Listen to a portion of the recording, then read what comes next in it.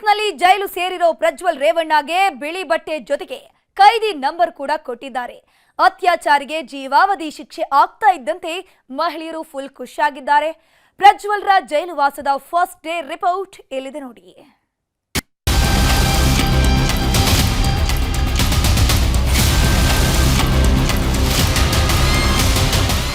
ಈ ಕಲಿಯುಗದಲ್ಲಿ ಮಾಡಿದ ಪಾಪ ಪುಣ್ಯಗಳ ಪ್ರತಿಫಲವನ್ನ ಈ ಜನ್ಮದಲ್ಲೇ ಅನುಭವಿಸ್ತಾರೆ ಅಂತ ದೊಡ್ಡವರು ಹೇಳ್ತಿದ್ರು.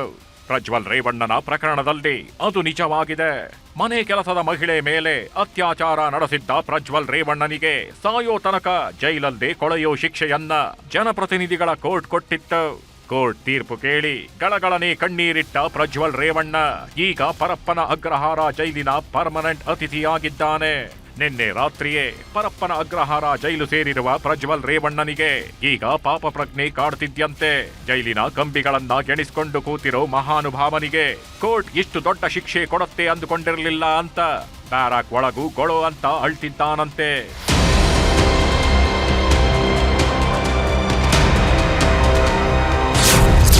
ಸಂಸದನಾಗಿದ್ದಾಗಲೂ ಬಿಳಿ ಬಟ್ಟೆ, ಜೈಲಲ್ಲೂ ಬಿಳಿ ಬಟ್ಟೆ. ಪರಪ್ಪನ ಅಗ್ರಹಾರ ಜೈಲಲ್ಲೀಗ ಕೈದಿ ನಂಬರ್ 15528. ಪ್ರಜ್ವಲ್ ರೇವಣ್ಣ ಸಂಸದನಾಗಿದ್ದಾಗ ಟಿಪ್ ಟಾಪ್ ಆಗಿ ವೈಟ್ ಅಂಡ್ ವೈಟ್ ಬಟ್ಟೆ ಹಾಕೊಂಡು ದುಬಾರಿ ಜೀವನ ನಡೆಸ್ತಿದ್ದ. ಈಗ ಅತ್ಯಾಚಾರ ನಡೆಸಿ ಅಪರಾಧಿಯಾಗಿ ಜೈಲು ಸೇರಿದ್ದು. ಜೈಲಲ್ಲೂ ಬಿಳಿ ಬಟ್ಟೆಯೇ ಖಾಯಮ್ಮಾಗಿದೆ. ಸಂಸದನಾಗಿದ್ದಾಗ ಕೈಗೊಬ್ರು ಕಾಲಿಗೊಬ್ರು ಆಳುಗಳಿದ್ರು. ಈಗ ಪರಪ್ಪನ ಅಗ್ರಹಾರ ಜೈಲಲ್ಲಿ ತನ್ನ ಬಟ್ಟೆ ತಾನೇ ಒಗೆದುಕೊಳ್ಬೇಕು. ಜೈಲು ಅಧಿಕಾರಿಗಳು ಕೊಟ್ಟಿರೋ ಒಂದು ತಟ್ಟೆ, ಒಂದು ಲೋಟಾನೇ ಗಟ್ಟಿಯಾಗಿದ್ದು. ತಿಂದ ತಟ್ಟೆನ ತಾನೇ ತೊಳೆದುಗಿಡಬೇಕು. ತನ್ನ ಕೊಠಡಿಯನ್ನ ತಾನೇ ಕ್ಲೀನ್ ಮಾಡ್ಕೋಬೇಕು. ಸಾಮಾನ್ಯ ಕೈದಿಗಳು ಹೇಗೆ ಜೈಲಲ್ಲಿರ್ತಾರೋ ಅದೇ ಥರ ಜೈಲಲ್ಲಿ ಎಲ್ಲಾ ಕೆಲಸ ಮಾಡಿಕೊಂಡು 4 ಗೋಡೆಗಳ ಮಧ್ಯೆನೇ ಜೀವನ ಕಳಿಬೇಕಾದ ದುಸ್ಥಿತಿಯಲ್ಲಿದ್ದಾನೆ. ಪರಪ್ಪನ ಅಗ್ರಹಾರ ಜೈಲಲ್ಲೀಗ ಕೈದಿ ನಂಬರ್ 15528 ಅಂತಾನೂ ಫಿಕ್ಸ್ ಆಗಿದೆ. ಪ್ರಜ್ವಲ್ಗೆ ಪರ್ಮನೆಂಟ್ ಜೈಲು, ಮಹಿಳೆಯರು ಖುಷ್. ಅತ್ಯಾಚಾರ ಕೇಸ್ನಲ್ಲಿ ಪ್ರಜ್ವಲ್ ರೇವಣ್ಣಗೆ ಜೀವನ ಪರ್ಯಂತ ಶಿಕ್ಷೆ ಪ್ರಕಟಿಸಿದ್ದಕ್ಕೆ ಮಹಿಳೆಯರು ಅಭಿನಂದನೆ ಸಲ್ಲಿಸಿದ್ದಾರೆ. ಪ್ರಜ್ವಲ್ನಿಂದ ಹಾಸನದ ಮಹಿಳೆಯರ ಘನತೆ, ಗೌರವಕ್ಕೆ ಧಕ್ಕೆ ಬಂದಿತ್ತು. ಪ್ರಜ್ವಲ್ಗೆ ಶಿಕ್ಷೆ ನೀಡುವಂತೆ ಅನೇಕ ಹೋರಾಟಗಳು ನಡೆದಿದ್ವು. ಆತನಿಗೆ ಸರಿಯಾದ ಶಿಕ್ಷೆಯನ್ನು ನ್ಯಾಯಾಲಯ ನೀಡಿದ್ದು ನೊಂದವರಿಗೆ ಖುಷಿಯಾಗಿದೆ ಅಂತಿದ್ದಾರೆ ಹಾಸನ ಮಹಿಳೆಯರು. ಈ ಪ್ರಕರಣಗಳಲ್ಲಿ ಕನಿಷ್ಠ ಶಿಕ್ಷೆ ಕೊಡ್ತಾರೇನೋ ಅಂತ ಊಹೆ ಮಾಡಿದ್ವಿ. ಆದರೆ ಈ ಗರಿಷ್ಠ, ಅದರಲ್ಲೂ ನಾವು ಊಹೆ ಮಾಡಿರದಂತಹ ಶಿಕ್ಷೆ ಕೊಟ್ಟಿದ್ದಾರೆ ಅಂತಂದರೆ ಆ ನ್ಯಾಯಾಧೀಶರಿಗೆ ನಾವು ಮತ್ತು ತನಿಖಾಧಿಕಾರಿಗಳಿಗೆ ನಾವು ಅಭಿನಂದನೆಗಳನ್ನು ಸಲ್ಲಿಸಬೇಕು. ಅದರಲ್ಲೂ ನಮ್ಮ ಹಾಸನದ ಮಹಿಳೆಯರು ಅಭಿನಂದನೆಗಳನ್ನು ಸಲ್ಲಿಸಬೇಕು. ಯಾಕಂದರೆ ಇಲ್ಲಿ ಕೇವಲ ಸಂತ್ರಸ್ತೆಯರು ಮಾತ್ರ ಹಾಸನದ ಮಹಿಳೆಯರು ಅಂತ ಹೇಳೋಕ್ಕಾಗಲ್ಲ. ಅವ್ರ ಜೊತೆ ಇಲ್ಲಿರುವಂಥ ಈ ಲಕ್ಷಗಟ್ಟಲೆ ಮಹಿಳೆಯರ ಮಾನ ಮರ್ಯಾದೆ ಕೂಡ ಈ ಒಂದು ಪ್ರಕರಣದಲ್ಲಿ ಹರಾಜಾಗಿತ್ತು. ನಮಗೆ ನ್ಯಾಯಾಲಯದ ಬಗ್ಗೆ ಅಪಾರವಾದಂಥ ಒಂದು ನಂಬಿಕೆ ಇತ್ತು. ಆದರೂ ಕೂಡ ಒಂದು ಮಾಜಿ ಪ್ರಧಾನಿಗಳು, ಬಲಿಷ್ಠವಾದಂಥ ಒಂದು ರಾಜಕಾರಣ ಅವರೊಳಗೆ ಎಲ್ಲಾದರೂ ಒಂದು ಮೋಸ ಆಗ್ಬೋದೇನೋ, ನಮಗೇನಾದ್ರು ಈ ಜಿಲ್ಲೆಯ ಜನತೆಗೆ, ಈ ರಾಜ್ಯದ ಜನತೆಗೆ ಏನಾದರೂ ಒಂದು ಒಳ್ಳೆಯ ಸಂದೇಶ ನಮಗೆ ಸಿಗದೇ ಇರ್ಬೋದೇನೋ ಕೋರ್ಟ್ ಮುಖಾಂತರ ಅಂತ ತಿಳ್ಕೊಂಡಿದ್ವಿ. ನಿನ್ನೆ ಬಂದಂಥ ತೀರ್ಪಲ್ಲಿ ನಿಜವಾಗ್ಲೂ ಕೂಡ ನ್ಯಾಯಾಲಯದ ಬಗ್ಗೆ ಇನ್ನೂ ಅಪಾರವಾದಂಥ ಒಂದು ನಂಬಿಕೆ ಬಂತು ಅಂತ ಹೇಳಕ್ಕೆ ನಾನು ಇಷ್ಟಪಡ್ತಾ ಇದ್ದೀನಿ. ಪ್ರಜ್ವಲ್ ಕೇಸ್ ತನಿಖಾಧಿಕಾರಿಗಳಿಗೆ ಪ್ರಶಸ್ತಿ.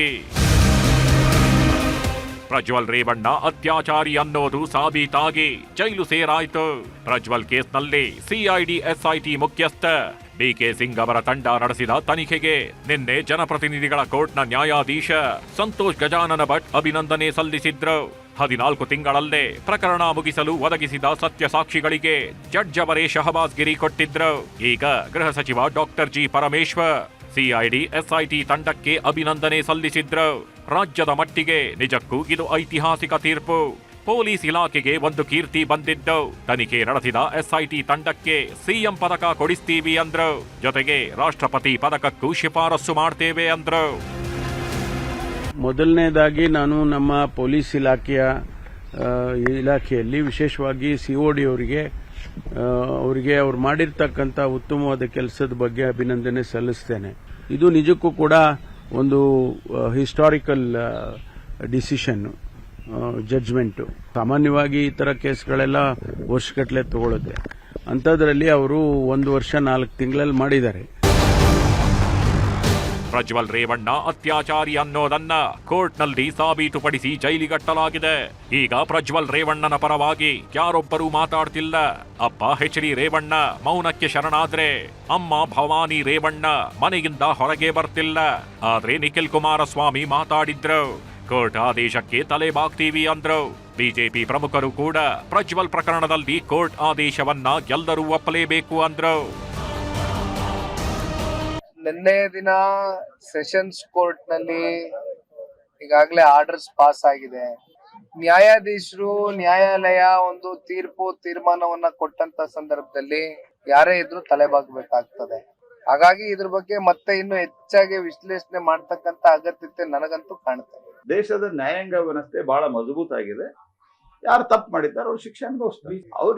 ಅವ್ರು ನೋಡ್ರಿ ಎಲ್ಲ ಅದಕ್ಕೂ ಕಾಮೆಂಟ್ ಮಾಡೋದೇನಿದೆ ಹೇಳ್ರಿ. ಅವ್ರ ಪ್ರಕರಣ ಹೊರಗಡೆ ಬಂತ ಮೊದಲು ಗೊತ್ತಿರಲಿಲ್ಲ. ಅವ್ರನ್ನ ತನಿಖೆ ಮಾಡಿದ್ರು. ಕೋರ್ಟು ಸಮಗ್ರವಾಗಿ ವಿಚಾರಣೆ ಮಾಡಿ ತೀರ್ಪು ಕೊಟ್ಟಿದೆ. ಏನ್ ಹೇಳ್ಬೇಕು? ಹಲವಾರು ವಿಚಾರಗಳಲ್ಲಿ ಕಾನೂನಿದೆ. ಅದರ ಪ್ರಕಾರ ಕೋರ್ಟಿನ ಪ್ರಕ್ರಿಯೆ ಇದೆ. ಕೋರ್ಟಿನ ಪ್ರಕ್ರಿಯೆಯಲ್ಲಿ ಆಗಿದೆ. ಅದರಲ್ಲಿ ಸರ್ವವಾಗಿ ಎಲ್ಲರಿಗೂ ಗೊತ್ತಿರುವಂತ ವಿಚಾರ. ಈಗ ಎಲ್ಲರ ಅಭಿಪ್ರಾಯಗಳನ್ನು ಮಂಡನೆ ಮಾಡಿದ್ದಾರೆ. ಅದರಲ್ಲಿ ಏನಿದೆ ಮಾತಾಡೋದೇನಿದೆ. ಪ್ರಜ್ವಲ್ ರೇವಣ್ಣನಿಗೆ ಜೀವಾಗಿರೋವರೆಗೂ ಜೈಲಲ್ಲೇ ಇರಬೇಕು ಅಂತ ನಿನ್ನೆ ಕೋರ್ಟ್ ಬರೀ ತೀರ್ಪು ಮಾತ್ರ ಕೊಡ್ಲಿಲ್ಲ. ಯತ್ರ ನಾರ್ಯಸ್ತು ಪೂಜ್ಯಂತೆ ರಮಂತೆ ತತ್ರ ದೇವತಾಹ ಅನ್ನೋ ಶ್ಲೋಕವನ್ನು ಜಡ್ಜ್ ಉಲ್ಲೇಖಿಸಿದ್ರು. ಯಾವ ಸ್ಥಳದಲ್ಲಿ ಹೆಣ್ಣು ಮಕ್ಕಳನ್ನ ಪೂಜಿಸಲಾಗುತ್ತದೆಯೋ ಅಲ್ಲಿ ದೇವತೆಗಳು ನೆಲೆಸ್ತಾರೆ ಅನ್ನೋದನ್ನ ಉಲ್ಲೇಖಿಸಿ ಪ್ರಜ್ವಲ್ಗೆ ಶಿಕ್ಷೆ ವಿಧಿಸಿದೆ. ಹಾಗಾಗಿನೇ ಪ್ರಜ್ವಲ್ ರೇವಣ್ಣ ಜೈಲು ಸೇರಿದ್ದು. ಈಗ ಸಾಮಾನ್ಯ ಕೈದಿಯಾಗಿದ್ದು. ಎಷ್ಟು ಕೋಟಿ ಆಸ್ತಿ ಇದ್ರೇನೋ, ಎಷ್ಟು ದೇವರನ್ನ ಪೂಜಿಸಿದ್ರೇನೋ, ಮಾಡೋ ಪಾಪಕ್ಕೆ ಶಿಕ್ಷೆ ಕಟ್ಟಿಟ್ಟ ಬುತ್ತಿ ಅನ್ನೋದು ರುಜುವಾತಾಗಿದೆ. ಇಲ್ಲೇ ಸ್ವರ್ಗ ಇಲ್ಲೇ ನರಕ ಅನ್ನೋ ನಾಣ್ಣುಡಿಯೂ ನಿಜವಾಗಿದೆ. Bureau report, news 18. ಧರ್ಮಸ್ಥಳದ ಬುರುಡೆ ರಹಸ್ಯ ಬಯಲಾಗುವುದಕ್ಕೆ ಇನ್ನೇನು ಕೆಲವೇ ಗಂಟೆಗಳು ಬಾಕಿ ಉಳಿದಿವೆ. ಅನಾಮಿಕಾ ತೋರಿಸಿರೋ ಎಲ್ಲಾ ಸ್ಪಾಟ್ಗಳ ಹುಡುಕಾಟ ನಾಳೆಗೆ ಕಂಪ್ಲೀಟ್ ಆಗಲಿವೆ. ಹೀಗಾಗಿ ನಾಳೆಯ ಕಾರ್ಯಾಚರಣೆ ಮೇಲೆ ಎಲ್ಲರ ಚಿತ್ತ ನೆಟ್ಟಿದೆ.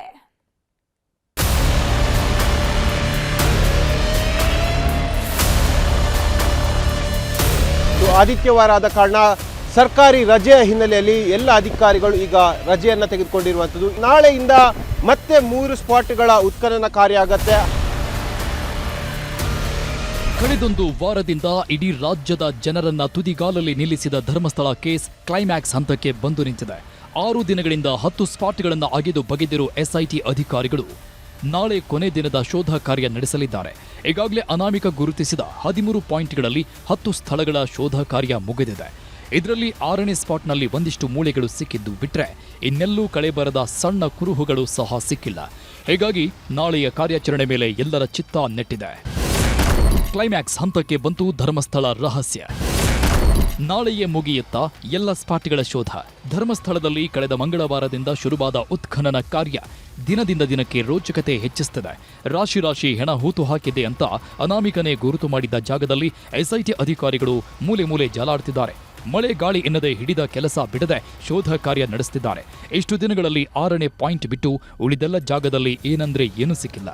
9ನೇ ಸ್ಪಾಟ್ನಲ್ಲಿ ಅಸ್ಥಿ ಪಂಜರ ಸಿಗತ್ತೆ ಅಂತ ಅನಾಮಿಕನೇ ತುಂಬಾ ವಿಶ್ವಾಸ ವ್ಯಕ್ತಪಡಿಸಿದ್ದ. 3, 4ನೇ ಪಾಯಿಂಟ್ನಲ್ಲಿ ಶೋಧ ನಡೆಸೋದಕ್ಕೂ ಮೊದಲೇ 9ನೇ ಪಾಯಿಂಟ್ನಿಂದ ಹುಡುಕಾಟ ಶುರು ಮಾಡಿ ಎಂದಿದ್ದ. ಹೀಗಾಗಿ 9ನೇ ಪಾಯಿಂಟ್ನಲ್ಲಿ ಮೂಳೆ ರಹಸ್ಯ ಬಿಚ್ಕೊಳ್ಳುತ್ತೆ ಅಂತ ಎಲ್ಲರೂ ಕಣ್ಣರಳಿಸಿ ಕಾದಿದ್ರು. ಆದ್ರೆ ಅಲ್ಲೂ ಹುಸಿಯಾಗಿದೆ. 10 ಪಾಯಿಂಟ್ ಮುಗಿದ್ರೂ ಬುರುಡೆ ರಹಸ್ಯ ಮಾತ್ರ ಈ ಕ್ಷಣಕ್ಕೂ ರಹಸ್ಯವಾಗಿಯೇ ಉಳಿದಿದೆ. ಈಗ ಉಳಿದಿರೋದು ಕೇವಲ 3 ಪಾಯಿಂಟ್. ಇವತ್ತು ಭಾನುವಾರ ಆಗಿದ್ರಿಂದ ಅಧಿಕಾರಿಗಳು ರಜೆ ತೆಗೆದುಕೊಂಡಿದ್ದಾರೆ. ಹೀಗಾಗಿ ನಾಳೆ ಉಳಿದ 3 ಸ್ಪಾಟ್ಗಳನ್ನ ಜಾಲಾಡಲಿದ್ದಾರೆ.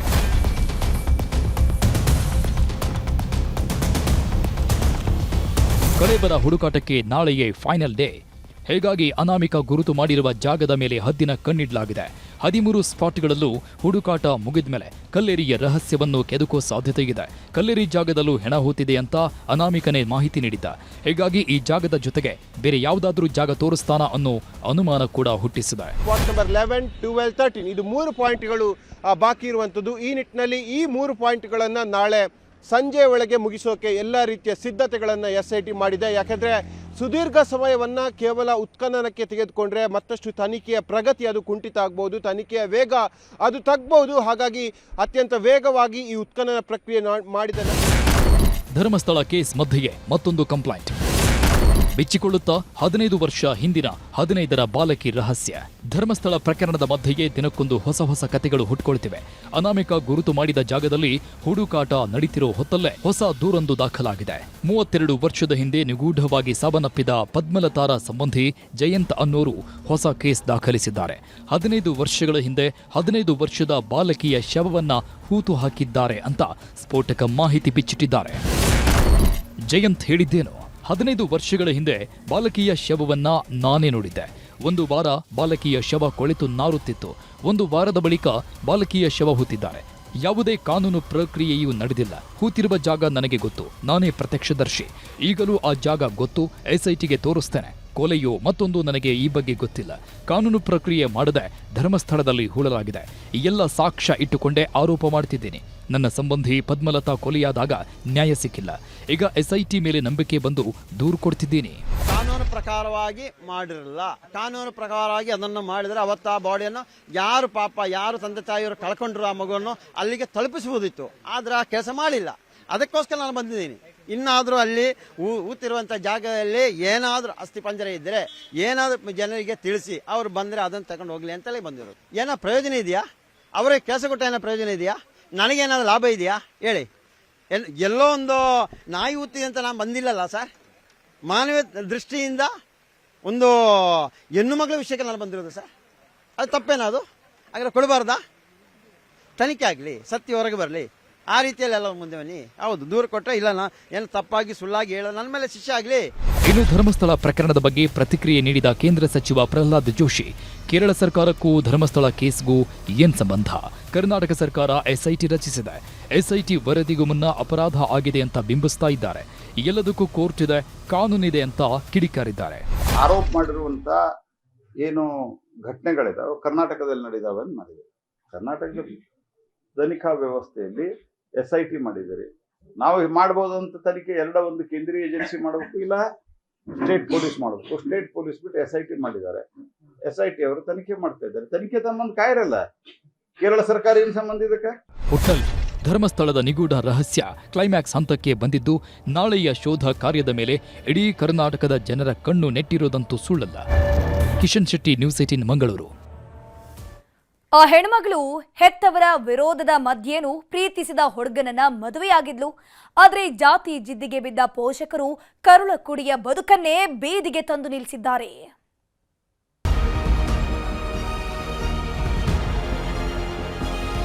ನೀನು ಡಿವೋರ್ಸ್ ಸಿಗ್ನೇಚರ್ ಮಾಡಲಿಲ್ಲ ಅಂದ್ರೆ ನಿನ್ನ ಗಂಡನ್ನ ಸಾಯಿಸ್ತೀವಿ. ಮನುಷ್ಯ ಕುಲ ಇರೋವರೆಗೂ ಈ ಜಾತಿ ಅನ್ನೋ ವಿಷ ಜಂತು ಹೋಗಲ್ಲ ಬಿಡಿ. ಈ ಜಾತಿಯ ನಂಜಿಗೆ ಇನ್ನೆಷ್ಟು ಜನ ನಲುಗಬೇಕೋ ಒಂದು ಗೊತ್ತಾಗ್ತಿಲ್ಲ. ಈ ಹೆಣ್ಣು ಮಗಳು ಇವತ್ತು ಬೀದಿಗೆ ಬಂದು ನಿಂತಿದ್ದಾಳೆ ಅಂದ್ರೆ ಅದಕ್ಕೆ ಕಾರಣವೇ ಈ ಜಾತಿ ಅನ್ನೋ ಜಿದ್ದು. ಮಗಳು ಅನ್ಯ ಜಾತಿ ಹುಡುಗನನ್ನ ಪ್ರೀತಿಸಿ ಮದುವೆಯಾದ್ಲು ಅನ್ನೋ ಒಂದೇ ಕಾರಣಕ್ಕೆ ಕರುಳ ಕುಡಿಯ ಸಂಸಾರವನ್ನೇ ಸರ್ವನಾಶ ಮಾಡಿದ್ದಾರೆ. ಮಗಳಿಗೆ ಬೆದರಿಕೆ ಹಾಕಿ ಡಿವೋರ್ಸ್ ಕೊಡಿಸಿದ್ದಲ್ಲದೆ ಬೀದಿಗೆ ತಂದು ನಿಲ್ಲಿಸಿದ್ದಾರೆ. ಮಗಳ ಪ್ರೀತಿಗೆ ಅಂಟಿತ್ತು ಜಾತಿಯ ನಂಜು.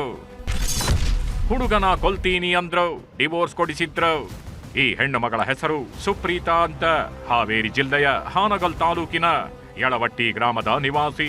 ಒಂದಿಷ್ಟು ವರ್ಷ ಅಜ್ಜಿ ಊರು ಕಾಡುಶೆಟ್ಟಿಹಳ್ಳಿಯಲ್ಲಿದ್ದರಿಂದ ಪಕ್ಕದ ಮನೆಯ ರಮೇಶ್ ಅನ್ನೋನ ಮೇಲೆ ಪ್ರೀತಿ ಅರಳಿತ್ತು. ಮನೆಯವರ ಯಾರಿಗೂ ಗೊತ್ತಾಗದಂತೆ ಕದ್ದು ಮುಚ್ಚಿ ಪ್ರೀತಿ ಮಾಡ್ತಿದ್ರು. ಆದ್ರೆ ವರ್ಷಗಳು ಉರುಳುತ್ತಿದ್ದಂತೆಯೇ ಮಗಳ ಪ್ರೀತಿ ಹೆತ್ತವರಿಗೆ ಗೊತ್ತಾಗಿ ಕೆರಳಿ ಕೆಂಡವಾಗಿದ್ದಾರೆ. ನೀನು ಮದುವೆ ಆಗದೇ ಇದ್ರೂ ಪರವಾಗಿಲ್ಲ, ಅನ್ಯ ಜಾತಿ ಹುಡುಗನ ಜೊತೆ ಮದುವೆ ಆಗೋದಕ್ಕೆ ಬಿಡಲ್ಲ ಎಂದಿದ್ರು. ಆದ್ರೆ ಪ್ರಾಣಕ್ಕಿಂತ ಹೆಚ್ಚು ಪ್ರೀತಿಸುತ್ತಿದ್ದ ಜೋಡಿ ಮನೆ ಬಿಟ್ಟು ಬಂದು ಮದುವೆಯಾಗಿತ್ತು. 2024ರ ನವೆಂಬರ್ 6ರಂದು ಹಾನಗಲ್ ಪಟ್ಟಣದಲ್ಲಿ ರಿಜಿಸ್ಟರ್ ಮ್ಯಾರೇಜ್ ಆಗಿದ್ರು. ಆಮೇಲೆ ಗಂಡನ ಮನೆಯಲ್ಲೇ ಒಂದಿಷ್ಟು ದಿನ ಸಂಸಾರ ಸಹ ನಡೆಸಿದ್ರು. ಆದ್ರೆ ಹೊಂದಾಣಿಕೆ ನೆಪದಲ್ಲಿ ನಾಟಕ ಶುರು ಮಾಡಿದ ಸುಪ್ರೀತಾ ಹೆತ್ತವರು ತವರು ಮನೆಗೆ ಮಗಳನ್ನ ಕರ್ಕೊಂಡು ಹೋಗಿದ್ರು. ಆಮೇಲೆಯೇ ನೋಡಿ ಅಸಲಿ ಆಟ ಶುರುವಾಗಿದ್ದು. ನೀನು ನಿನ್ನ ಗಂಡನಿಗೆ ಡಿವೋರ್ಸ್ ಕೊಡದೇ ಇದ್ರೆ ಅವನನ್ನ ಕೊಂದು ಹಾಕ್ತೀವಿ ಅಂತ ಬೆದರಿಕೆ ಹಾಕಿದ್ರಂತೆ. ಗಂಡನ ಮನೇಲಿ ಇದ್ದಕ್ಕಿನ ನನ್ನ ತವ್ರ ಮನೆಯವ್ರು ಬಂದುಬಿಟ್ಟು ಗಂಡನ ಮನೇನ ನಾನು ಎಳ್ಕೊಂಡು ಹೋಗಿ ನಾನು ಕೂಡ ಹಾಕಿ ಬೆಂಗಳೂರಲ್ಲಿ ನಂಗೆ ಕರ್ಕೊಂಡು ನಾನು ಕೂಡ ಹಾಕಿ ಹೊಡೆದು ಬಡೆದು ಮಾಡಿಬಿಟ್ಟು ನಂಗೆ ಚಿತ್ರಹಿಂಸೆ ಕೊಟ್ಟು ನೀ ಡಿವೋರ್ಸ್ ಸಿಗ್ನೇಚರ್ ಮಾಡಲಿಲ್ಲ ಅಂದರೆ ನಿನ್ನ ಗಂಡನ ಸಾಯಿಸ್ತೀವಿ, ನಿನ್ನ ಅತ್ತಿ ಮಾವನ ಮೇಲೆ ವರದಕ್ಷಿಣೆ ತಿರ್ಕೊಳ ಅಂತಂದು ಕೊಟ್ಟು ಅವ್ರನ್ನ ಒಳಗೆ ಹಾಕಿಸ್ತೀವಿ ಅಂತಂದ್ಬಿಟ್ಟು ನನ್ನ ಬೆದರಿಕೆ ಹಾಕಿಸಿ ನನ್ನ ಕಡೆಯಿಂದ ಡಿವೋರ್ಸಿಗೆ ಸಿಗ್ನೇಚರ್ ಹಾಕ್ಸಿದ್ರಿ. ಸುಪ್ರೀತಾ ಮನೆಯಲ್ಲಿ ಹಣಕಾಸಿಗೆ ಕಮ್ಮಿ ಇರಲಿಲ್ಲ. ಊರಲ್ಲೇ ಒಳ್ಳೆ ಸೌಂಡ್ ಇರೋ ಪಾರ್ಟಿ ಬೇರೆ. ಹೀಗಾಗಿ ಏನು ಮಾಡುವುದಕ್ಕೂ ನಾವು ಹೆದರಲ್ಲ ಅಂತ ಬೆದರಿಕೆ ಹಾಕಿದ್ರಂತೆ. ಇದರಿಂದ ಬೆಚ್ಚಿ ಬಿದ್ದ ಸುಪ್ರೀತಾ ಗಂಡನಿಗೆ ಡಿವೋರ್ಸ್ ಕೊಡೋದಕ್ಕೆ ಓಕೆ ಅಂದಿದ್ಲಂತೆ. ಇದಾದ ಕೆಲವೇ ದಿನದಲ್ಲಿ ನ್ಯಾಯಾಲಯದಿಂದ ಡಿವೋರ್ಸ್ ಸಹ ಸಿಕ್ಕಿತ್ತು. ಯಾವಾಗ ಗಂಡ ಹೆಂಡತಿ ದೂರ ಆದ್ರು ಸುಪ್ರೀತಾ ಹೆತ್ತವರ ಅಸಲಿ ಮುಖ ಬಯಲಾಗಿದೆ. ಇದರಿಂದ ನೊಂದ ಸುಪ್ರೀತಾ ತವರು ಮನೆ ಬಿಟ್ಟು ಸಾಂತ್ವನ ಕೇಂದ್ರ ಸೇರಿದ್ದಾಳೆ. ಈಗ ಪ್ರಿಯಕರನೂ ಇಲ್ಲ, ಹೆತ್ತವರೂ ಇಲ್ಲ. ನನ್ನ ಗಂಡ ನನಗೆ ಬೇಕು, ಒಂದೇ ಒಂದು ಚಾನ್ಸ್ ಕೊಡಿ ಅಂತ ಕಣ್ಣೀರಿಟ್ಟಿದ್ದಾಳೆ. ಹೀಗಾಗಿ ನ್ಯೂಸ್ 18 ರಮೇಶ್ರನ್ನ ಸಂಪರ್ಕಿಸೋ ಕೆಲಸವನ್ನು ಮಾಡ್ತು. ಆದ್ರೆ ಗೀತಾ ಮಾತ್ರ ಡಿವೋರ್ಸ್ ಕೊಟ್ಟಿದ್ದಾಗಿದೆ, ಏನೂ ಮಾಡೋಕ್ಕಾಗಲ್ಲ ಸಾರ್ ಅಂತಿದ್ದಾನೆ. ಸರ್ ನಂದು ಡಿವೋರ್ಸ್ ಆಗೋಗೈತಲ್ರಿ, ಏನ್ ಹೇಳ್ಬೇಕ್ರಿ? ಮೊದ್ಲ ಐತ್ರಿ ಅದು ಕೋರ್ಟ್ನಲ್ಲಿ. ಮೊದ್ಲ ಹೇಳಿದ್ರೆ ಏನೋ ಮಾಡ್ಬೋದೈತ್ರಿ. ಈಗ ಡಿವೋರ್ಸ್ ಆಗಿಂದ ಹೆಂಗ ಕೂಡೋದು ಏನೋ ಬೇಕಲ್ರಿ. ಮನೆಯಲ್ಲಿ ಅವರು ಏನ್ ಹೇಳ್ಕೊಂಡು ಡಿವೋರ್ಸ್ ಕೊಡ್ಸ್ಯಾರ, ಕಾರಣ ಬೇಕಲ್ಲ. ಎದ್ರ ಸಂಬಂಧ ನಾ ಏನು ತಪ್ಪು ಮಾಡೀನಿ ಏನೋ ಬೇಕಲ್ಲ ಕಾರಣ. ನಾ ಡಿವೋರ್ಸ್ ಎದ್ರ ಸಂಬಂಧ ಕೊಟ್ಟೆ ಅನ್ನೋದು, ಅವಳು ಏನ್ ಮಾಡ್ಯಾನ ಅನ್ನೋದು. ಒಟ್ನಲ್ಲಿ ಹೆತ್ತವರ ಜಾತಿ ನಂಜಿಗೆ ಮಗಳ ಬದುಕು ಬೀದಿಗೆ ಬಿದ್ದಿದ್ದು ಮಾತ್ರ ದುರಂತ. ನಾಗರಾಜ್ ಮಾಕಾಪೂರು, ನ್ಯೂಸ್ 18 ಹಾವೇರಿ. ಆ ಶಾಲೆಗೆ ಮುಸ್ಲಿಂ ಶಿಕ್ಷಕರೇ ಹೆಡ್ ಮಾಸ್ಟರ್. ಇವರ ಮೇಲೆ ಊರಿನ ಕೆಲವರಿಗೆ ಅದೇನ್ ಜಿದ್ದಿತ್ತೋ ಗೊತ್ತಿಲ್ಲ. ಇವರನ್ನ ಶಾಲೆಯಿಂದ ಕಿತ್ತಾಕಿಸಬೇಕು ಅಂತ ಮಕ್ಕಳು ಕುಡಿಯೋ ನೀರಿಗೆ ವಿಷ ಹಾಕಿದ್ದಾರೆ. ಯಾಕೆ ನೀನು ಹೀಗೆ ಮಾಡಿದೆ ಅಂತ ಸಾಗರ್ನ ಕೇಳಿದಾಗ ಆ ಶಾಲೆಯ ಮುಖ್ಯೋಪಾಧ್ಯಾಯ ಮುಸ್ಲಿಂ ಇದ್ದಾನೆ, ಅವನಿಗೆ ತೆಗೆಸಬೇಕು ಅಂತ ನಾನು ಈ ರೀತಿ ಪ್ಲಾನ್ ಮಾಡಿದ್ದು ಅಂತ ಹೇಳ್ತಾರೆ. ಶಾಲೆಯ ಕುಡಿಯೋ ನೀರಿಗೆ ಹಾಕಿದ್ರು ವಿಷ. 12 ಮಕ್ಕಳು ಅಸ್ವಸ್ಥ, ಬದುಕಿದ್ದೇ ಪವಾಡ. 4-5 ದಿನಗಳ ಹಿಂದೆ ಬೆಳಗಾವಿ ಜಿಲ್ಲೆ ಸವದತ್ತಿ ತಾಲೂಕಿನ ಹುಲಿಕಟ್ಟಿ ಗ್ರಾಮದ ಜನ ಅಕ್ಷರಶಃ ಬೆಚ್ಚಿ ಬಿದ್ದಿದ್ರು. ಶಾಲೆಗೆ ಮಕ್ಕಳನ್ನ ಕಳಿಸಿದ್ದ ಹೆತ್ತವರು ಒಂದು ಕ್ಷಣ ನರಕವನ್ನೇ ನೋಡಿ ಬಂದಿದ್ರು. ಯಾಕಂದ್ರೆ ಶಾಲೆಯಲ್ಲಿ ನೀರು ಕುಡಿದವರು ಮನೆಗೆ ಬರೋದಕ್ಕೂ ಮೊದಲೇ ಆಸ್ಪತ್ರೆ ಸೇರಿದ್ರು. ಶಾಲೆಯಲ್ಲಿ ಕುಡಿಯೋ ನೀರಿಗೆ ವಿಷ ಹಾಕಿದ್ದಾರೆ ಅನ್ನೋ ಸುದ್ದಿ ಎಲ್ಲೆಡೆ ಹಬ್ಬುತ್ತಾ ಇದ್ದಂತೆ ಇಡೀ ಜಿಲ್ಲೆಯ ಜನರೇ ಕಂಗಾಲಾಗಿದ್ರು. ಯಾವಾಗ 12 ಮಕ್ಕಳು ಅಸ್ವಸ್ಥರಾಗಿದ್ದಾರೆ ಅನ್ನೋದು ಸವದತ್ತಿ ಪೊಲೀಸರಿಗೆ ಗೊತ್ತಾಯಿತು, ಕೂಡಲೇ ಅಖಾಡಕ್ಕಿಳಿದಿದ್ರು. ಇಡೀ ಶಾಲೆಯನ್ನ ಪರಿಶೀಲಿಸಿದ ಪೊಲೀಸರಿಗೆ ನೀರಿನ ಟ್ಯಾಂಕ್ ಬಳಿ ಬಿದ್ದಿದ್ದ ಬಾಟಲ್ ಒಂದು ಕಣ್ಣಿಗೆ ಬಿದ್ದಿತ್ತು. ಅದರ ವಾಸನೆ ನೋಡ್ತಾ ಇದ್ದಂತೆಯೇ ಇದು ವಿಷದ ಬಾಟಲಿ ಅನ್ನೋದು ಗೊತ್ತಾಗಿತ್ತು. ಹೀಗಾಗಿ ಟ್ಯಾಂಕರ್ನಲ್ಲಿದ್ದ ನೀರನ್ನ FSLಗೆ ಕಳಿಸ್ತಾ ಇದ್ದಂತೆ ಅಸಲಿ ವಿಷಯ ತೆರೆದುಕೊಂಡಿದೆ. 1ರಿಂದ 5ನೇ ತರಗತಿವರೆಗೂ ಇರೋ ಈ ಶಾಲೆಯಲ್ಲಿ ಒಟ್ಟು 41 ಮಕ್ಕಳಿದ್ದಾರೆ.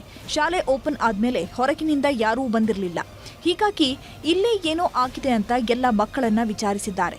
ಈ ವೇಳೆ ಅದೊಬ್ಬ ಬಾಲಕ ನಾನೇ ಜ್ಯೂಸ್ ಮಿಕ್ಸ್ ಮಾಡಿದ್ದೆ ಅಂತ ಸತ್ಯ ಬಾಯ್ಬಿಟ್ಟಿದ್ದ. ಹೀಗಾಗಿ ಜ್ಯೂಸ್ ಬಾಟಲ್ ಕೊಟ್ಟಿದ್ಯಾರು ಅಂತ ಕೇಳ್ತಾ ಇದ್ದಂತೆ ತಮ್ಮೂರಿನ ಕೃಷ್ಣ ಮಾದರ್ ಎಂಬಾತನ ಹೆಸರು ಹೇಳಿದ್ದ.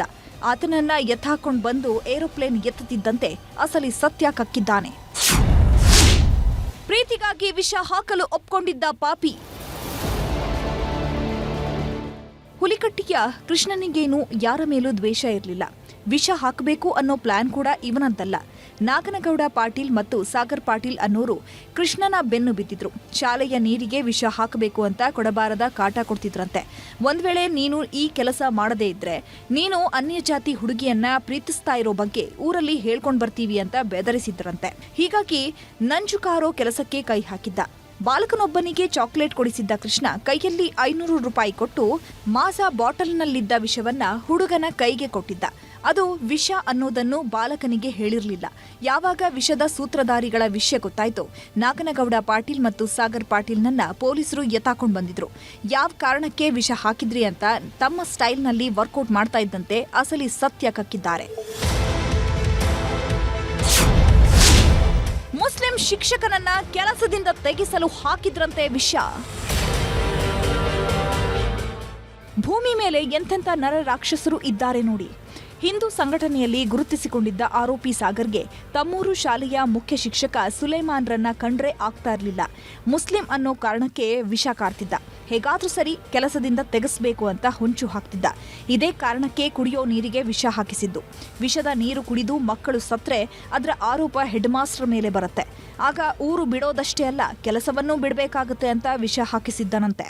ಮುಖ್ಯೋಪಾಧ್ಯಾಯರಾಗಿರ್ತಕ್ಕಂಥ ಸುಲೇಮಾನ್ ಗೋರಿ ನಾಯಕ್ ಅವರು ಕೊಟ್ಟಿರ್ತಕ್ಕಂಥ ಕಂಪ್ಲೇಂಟ್ನ ಆಧಾರದ ಮೇಲೆ ಈ ಪ್ರಕರಣದಲ್ಲಿ ಈಗಾಗಲೇ ನಾವು 3 ಜನ ಆರೋಪಿಗಳನ್ನ ಬಂಧಿಸಿದ್ದೀವಿ.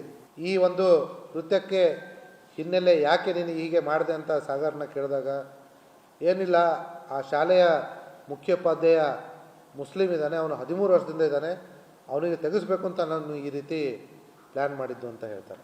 ಒಟ್ನಲ್ಲಿ ದೇವರು ದೊಡ್ಡವನು, ಯಾವುದೇ ದುರಂತ ನಡೆದಿಲ್ಲ. ಪಾಠ ಮಾಡೋ ಶಿಕ್ಷಕರ ವಿಷಯದಲ್ಲೂ ಜಾತಿ ಧರ್ಮ ಹುಡುಕ್ತಾರೆ ಅಂದ್ರೆ ಏನ್ ಹೇಳಬೇಕು ಹೇಳಿ. ಮಕ್ಕಳ ಜೀವದ ಜೊತೆ ಆಟ ಆಡೋದಕ್ಕೆ ಹೊರಟವರನ್ನ ಕಂಬಿ ಹಿಂದೆ ತಳ್ಳಿದ್ದಾರೆ. ಚಂದ್ರಕಾಂತ್ ಸುಗಂಧಿ, ನ್ಯೂಸ್ 18 ಬೆಳಗಾವಿ. ಬೆಂಗಳೂರಿನಲ್ಲಿ ಲೇಡೀಸ್ ಪಿಜಿ ನಡೆಸುತ್ತಿದ್ದ ಈತ ಕಂಡ ಹೆಣ್ಮಕ್ಕಳ ಮೇಲೆ ಕಣ್ಣು ಹಾಕ್ತಾ ಇದ್ದ. ಕೇರಳದಿಂದ ಬಂದಿದ್ದ ಯುವತಿಯೊಬ್ಬಳನ್ನ ಮಂಚಕ್ಕೆ ಕರೆದವ ಅಟ್ಟಹಾಸ ಮೆರೆದಿದ್ದಾನೆ.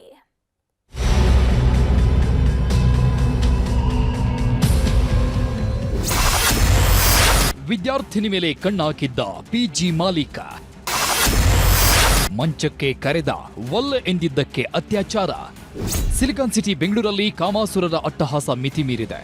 ಕಂಡಲ್ಲಿ ಗಲ್ಲಿಯಲ್ಲೂ ಕಾಮಾಂಧರು ಕ್ರೌರ್ಯ ಮೆರೆತಿದ್ದಾರೆ. ಮೊನ್ನೆಯಷ್ಟೇ ನೋಟ್ಸ್ ಕೊಡೋ ನೆಪದಲ್ಲಿ ವಿದ್ಯಾರ್ಥಿನಿಯನ್ನ ಶಿಕ್ಷಕರು ಹುರಿದು ಮುಕ್ಕಿದ್ರು. ಈ ಘಟನೆ ಮಾಸುವ ಮುನ್ನವೇ ಮತ್ತೊಂದು ಘೋರ ನಡೆದು ಹೋಗಿದೆ. ಪಿಜಿಗೆ ಬಂದ ಕಾಲೇಜು ಹುಡುಗಿ ಮೇಲೆ ಕಣ್ಣು ಹಾಕಿದ್ದ ಪಿಜಿ ಮಾಲೀಕ ಅತ್ಯಾಚಾರ ಮಾಡಿ ಅಂಧರಾಗಿದ್ದಾನೆ.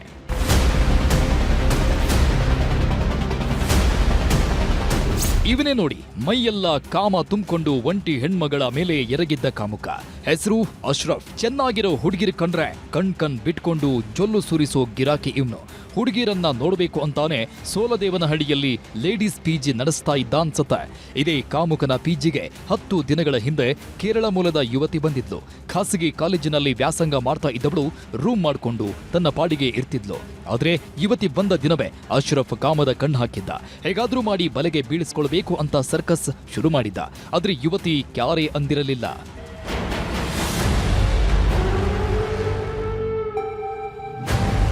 ಕಳೆದ ಗುರುವಾರ ಯುವತಿಗೆ ಅದೇನ್ ಹೇಳಿದ್ನೋ ಏನೋ, ರಾತ್ರಿ ಕಾರಲ್ಲಿ ಒಬ್ಬಳನ್ನೇ ಕರೆದೊಯ್ದಿದ್ದಾನೆ. ಇವಳು ಅದ್ಯಾವ ನಂಬಿಕೆಯಲ್ಲಿ ಹೋಗಿದ್ಲೋ ಗೊತ್ತಿಲ್ಲ. ಮಾತಲ್ಲೇ ಮನೆ ಕಟ್ಟಿದವನು ಏಕಾಏಕಿ ನಿರ್ಜನ ಪ್ರದೇಶಕ್ಕೆ ಕರೆದೊಯ್ದು ಕ್ರೌರ್ಯ ಮೆರೆದಿದ್ದಾನೆ. ನನ್ನ ಬಿಟ್ಬಿಡಿ ಅಂತ ಅಂಗಲಾಚಿದ್ರೂ ಬಿಡದೆ ಅತ್ಯಾಚಾರ ಎಸಗಿದ್ದಾನೆ. ಅಲ್ಲದೆ ಯಾರಿಗೂ ಹೇಳದಂತೆ ಜೀವ ಬೆದರಿಕೆ ಹಾಕಿದ್ದಂತೆ. ಆದ್ರೆ ಅಶ್ರಫ್ನ ಅಟ್ಟಹಾಸಕ್ಕೆ ನಲುಗಿದ್ದ ಯುವತಿ ಸೋಲದೇವನಹಳ್ಳಿ ಠಾಣೆಗೆ ದೂರು ನೀಡಿದ್ದಾಳೆ. ಪ್ರಕರಣ ದಾಖಲಿಸಿಕೊಂಡ ಪೊಲೀಸರು ಆರೋಪಿ ಹೆಡೆಮುರಿ ಕಟ್ಟಿದ್ದಾರೆ. ಘಟನಾ ಸ್ಥಳಕ್ಕೆ ಭೇಟಿ ಕೊಟ್ಟ ಸೋಕೋ ಮತ್ತು ಎಫ್ಎಸ್ಎಲ್ ತಜ್ಞರು ಪರಿಶೀಲನೆ ನಡೆಸಿದ್ದಾರೆ.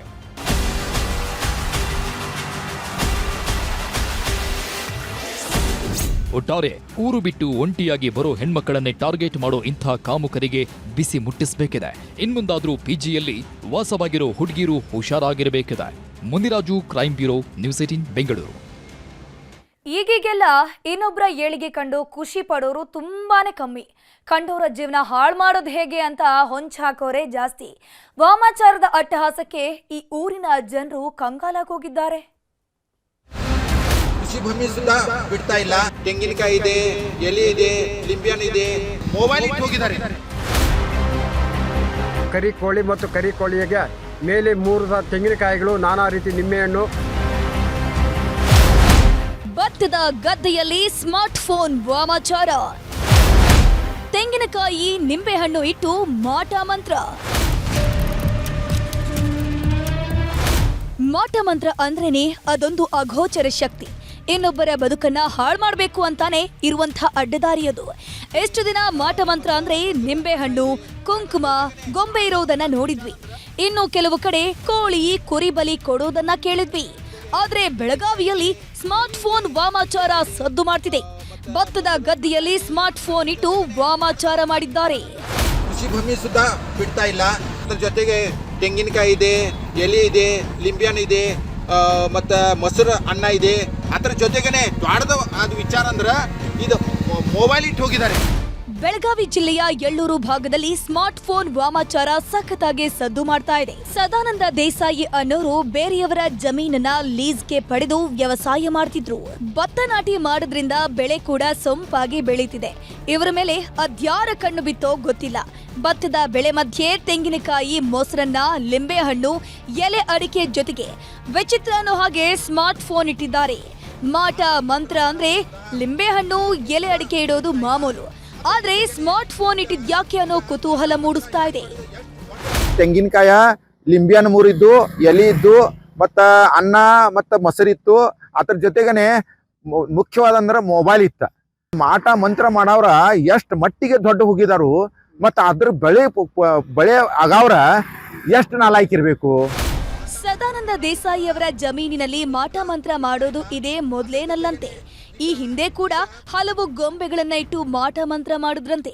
ಆದ್ರೆ ಇವರು ಮಾತ್ರ ಇದ್ಯಾವುದಕ್ಕೂ ಕ್ಯಾರೆ ಅಂತಿಲ್ಲ. ಹಾಗಂತ ಇವರ ಮೇಲೆ ಕಣ್ಣಿಟ್ಟವರು ಮಾಟ ಮಂತ್ರ ಮಾಡೋದನ್ನು ನಿಲ್ಲಿಸ್ತಿಲ್ಲ. ಬೆಳಗಾವಿಯಲ್ಲಿ ಸ್ಮಾರ್ಟ್ ಫೋನ್ ಮಾಟ ಮಂತ್ರದ ಕಥೆಯಾದ್ರೆ, ಕೋಲಾರದಲ್ಲಿ ಮರಕ್ಕೆ ಕೋಳಿ ಕಟ್ಟಿ ಮಾಟ ಮಂತ್ರ ಮಾಡಿದ್ದಾರೆ.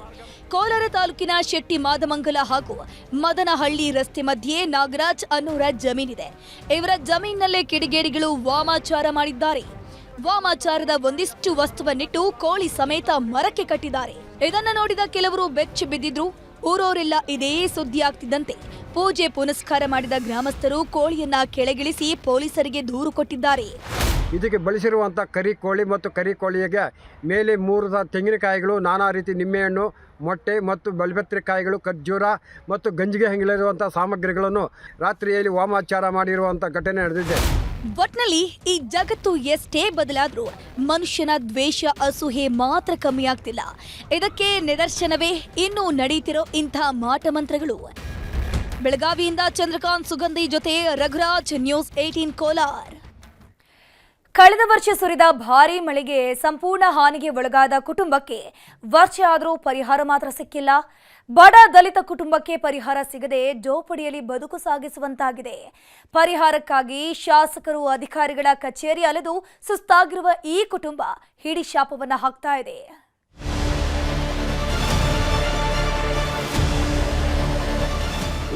ದಕ್ಷಿಣ ಕನ್ನಡ ಜಿಲ್ಲೆ ಬಂಟ್ವಾಳ ತಾಲೂಕಿನ ಪುಣಚ ಗ್ರಾಮದ ದೇವಿನಗರದ ನಿವಾಸಿಗಳು ದಲಿತ ಸಮುದಾಯಕ್ಕೆ ಸೇರಿದ ಚೋಮನಲಿಕೆ ಕುಟುಂಬಸ್ಥರ ಸದ್ಯದ ಪರಿಸ್ಥಿತಿ ಇದು. ಕಳೆದ ವರ್ಷ ಈ ಭಾಗದಲ್ಲಿ ಸುರಿದ ಕುಂಭದ್ರೋಣ ಮಳೆಗೆ ಮಣ್ಣಿನ ಗೋಡೆಯ ಮನೆ ಸಂಪೂರ್ಣ ಧರೆಗುರುಳಿತ್ತು. ಆ ಸಂದರ್ಭದಲ್ಲಿ ಸ್ಥಳಕ್ಕಾಗಮಿಸಿದ್ದ ಸ್ಥಳೀಯ ಪಂಚಾಯತ್ ಅಧಿಕಾರಿಗಳು, ಜನಪ್ರತಿನಿಧಿಗಳು, ತಹಶೀಲ್ದಾರ್ ಮನೆಗೆ ಪರಿಹಾರ ಕೊಡುವ ಭರವಸೆ ಕೊಟ್ಟಿದ್ರು.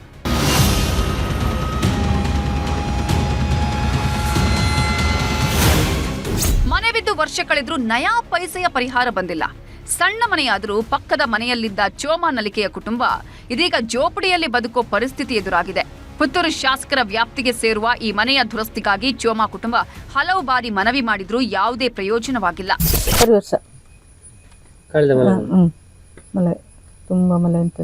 ಏನು ಸಿಗ್ಲಿಲ್ಲ? ಏನು ಸಿಗ್ಲಿಲ್ಲ. ಏನು ಟ್ರೈ ಮಾಡಿದ್ದೀರಾ? ಇಲ್ಲಿ ಎಲ್ಲ ಟ್ರೈ ಮಾಡ್ತಾಯಿತ್ತು. MLA ಹತ್ರ? MLA ಹತ್ರ. ಈಗ ಎಷ್ಟು ಸಮಯ ಆಯ್ತು ಬಿದ್ದು? 1 ವರ್ಷ. 1 ವರ್ಷ. ಈಗ ಅವ್ರು ಎಲ್ಲಿ ಬರ್ತಾ ಇದ್ದಾರೆ? ಅಲ್ಲಿ ಗುಡಿಸಿಲ್ಲ, ಅಲ್ಲಿದ್ದಾರೆ. ಒಂದು ಮಗು, ಚಿಕ್ಕದು ಮಗು, ಅದೇ ಗಂಡ ಗಂಡತಿ. ಕಳೆದ ವರ್ಷ ಹಾಗೂ ಈ ಬಾರಿಯ ಮಳೆಗೂ ಗ್ರಾಮೀಣ ಭಾಗದ ಹಲವು ಮನೆಗಳಿಗೆ ಗಂಭೀರ ಸ್ವರೂಪದ ಹಾನಿಯಾಗಿದೆ. 20ಕ್ಕೂ ಮಿಕ್ಕಿದ ಮನೆಗಳು ಸಂಪೂರ್ಣ ಹಾನಿಯಾಗಿವೆ. ಆದರೆ ಸರ್ಕಾರದಿಂದ ಈ ಮನೆಗಳಿಗೆ ಈವರೆಗೂ ಯಾವುದೇ ಪರಿಹಾರ ಬಂದಿಲ್ಲ. ಕಾರ್ಮಿಕ ವರ್ಗ ಇವತ್ತು ಬೀದಿ ಪಾಲಾಗುವಂಥ ಸಂಗತಿಯಾಗಿದೆ. ಬಡವರು ಮನೆ ಕಟ್ಟದಂಥ ಪರಿಸ್ಥಿತಿಗೆ ಬಂದು ನಿಂತಿದ್ದಾರೆ. ಪೇಟೆಯಲ್ಲಿರುವಂಥ ವರ್ತಕ ಸಮುದಾಯ ಇವತ್ತು ಯಾವುದೇ ವ್ಯಾಪಾರ ಇಲ್ಲದೆ ಅವರು ಇವತ್ತು ಒಂದು ಹಂತದಲ್ಲಿ ಇಡೀ ಸಮುದಾಯವನ್ನು ಈ ಸರ್ಕಾರ ಇವತ್ತು ಬೀದಿಗಿಳಿಯುವಂಥ ಸಂಗತಿ ದಕ್ಷಿಣ ಕನ್ನಡ ಜಿಲ್ಲೆಯಲ್ಲಿ ಮಾಡ್ತಾ ಇದೆ. ಮನೆ ಇಲ್ಲದೆ ಜೋಪಡಿಯಲ್ಲಿ ಮಳೆಗಾಲ ಕಳೆಯಬೇಕಾದ ಪರಿಸ್ಥಿತಿ ಈ ಕುಟುಂಬಕ್ಕೆ ಎದುರಾಗಿದೆ. ಸರ್ಕಾರ ಹಾಗೂ ಜನಪ್ರತಿನಿಧಿಗಳು ತಕ್ಷಣ ಸ್ಪಂದಿಸಬೇಕಿದೆ. ಅಜಿತ್ ಕುಮಾರ್, ನ್ಯೂಸ್ 18 ಪುತ್ತೂರು. ಏನುಳಿದ ಪ್ರಮುಖ ಸುದ್ದಿಗಳನ್ನ ಕ್ವಿಕ್ ಆಗಿ ನೋಡ್ತಾ ಹೋಗೋಣ ಕನ್ನಡ ನಾಡಿ ಎಕ್ಸ್‌ಪ್ರೆಸ್‌ನಲ್ಲಿ. ಮಲೆ ಮಹದೇಶ್ವರ ಬೆಟ್ಟದಲ್ಲಿ ವೀಲಿಂಗ್ ಪುಂಡಾಟ, ವೀಲಿಂಗ್ ವೀರನಿಗೆ ಬೆಚ್ಚಿ ಬಿದ್ದ ಜನ, ವಿಡಿಯೋ ವೈರಲ್ ಆಗ್ತಿದ್ದಂತೆ ಕ್ರಮಕ್ಕೆ ಪಟ್ಟು. ಗೃಹ ಸಚಿವ ಪರಮೇಶ್ವರ ಕ್ಷೇತ್ರದಲ್ಲೇ ಇದೆಂಥ ಅವಸ್ಥೆ. 105 ವಿದ್ಯಾರ್ಥಿಗಳು ಓದುತ್ತಿರುವ ಶಾಲೆಗಿಲ್ಲ ರಕ್ಷಣೆ. ಹೆಣ್ಮಕ್ಕಳಿಗೆ ರಕ್ಷಣೆ ಇಲ್ಲ ಅಂತ ತುಮಕೂರಿನ ಬೆಳೆದರ ಶಾಲಾ ವಿದ್ಯಾರ್ಥಿನಿ ಸಿಎಂಗೆ ಪತ್ರ.